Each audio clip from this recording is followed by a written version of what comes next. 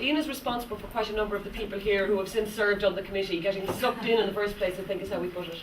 So Ena, come on, you were a student when you joined first. Yeah, I answered, for me the journey 20 years ago was an ad in the back of the Irish Times asking women interested in setting up a network and support group for women in technology and science to come along to McKinsey House at 8 o'clock, I think on a Tuesday evening.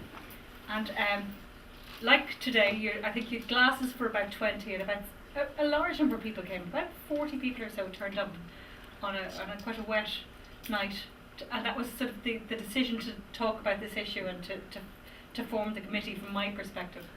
And I think I stood up and said there are no problems with women and it's all in your head. and that got me onto the committee.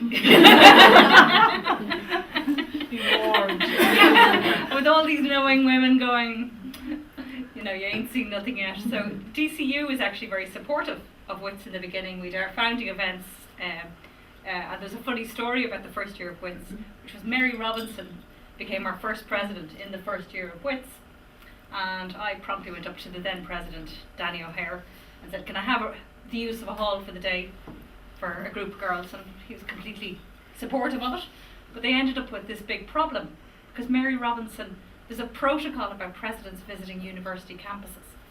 So we were going to be the first people having Mary Robinson to a university, and she hadn't met the president.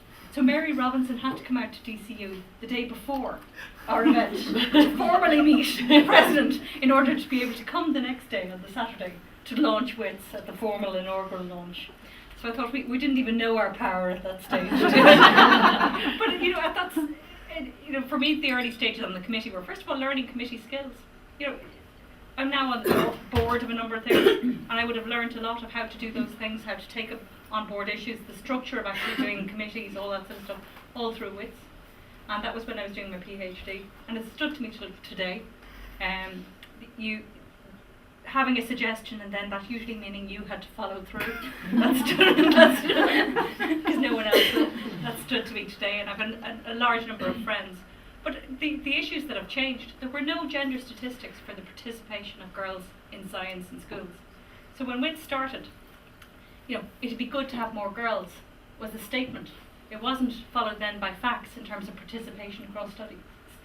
So there were some very early questions asked that got research out there, and therefore you could go in and sort of say, well, which schools? Was it co-ed schools? And you could start to drill down.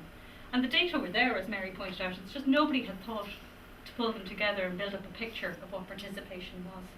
Equally, the talent bank started around naming and shaming. The government produced this policy document saying they wanted 40% participation of women on government boards, and the same people ended up being appointed to them, and the participation rate was less than 15%. Mm-hmm. And so we looked for a woman, but we couldn't find one, and that was usually the response. Oh.